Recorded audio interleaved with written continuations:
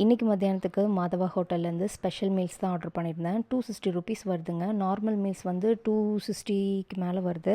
But அதை compare பண்ணும்போது special meals வந்து பார்த்திங்கன்னா ஒரு 3 பேர் சாப்பிட்றதுக்கு தாராளமாக இருக்குது. நார்மல் மீல்ஸில் வர எல்லாம் வந்துடும். கூடவே பார்த்திங்கன்னா இந்த மஷ்ரூம் பிரியாணி, ரொட்டி, அதுக்கான கிரேவி, அதுக்கப்புறம் ஒரு எக்ஸ்ட்ரா ஸ்வீட்டு, ஒரு சூப்பு, அப்புறம் காலிஃப்ளவர் 65, அதுக்கப்புறம் ஒரு கீரைக்கூட்டு, ஒரு தால் கறி, இந்த மாதிரி எக்ஸ்ட்ராவாக வந்து ஸ்பெஷல் மீல்ஸில் கிடைக்கும். நான் வந்து பார்த்திங்கன்னா இன்றைக்கி அந்த மஷ்ரூம் பிரியாணி, ரொட்டி, அதுக்கான கிரேவி, அப்புறம் கொஞ்சம் காலிஃப்ளவர் ஃப்ரை, அப்புறம் பாயசம் வந்து கொடுத்துருந்தாங்க.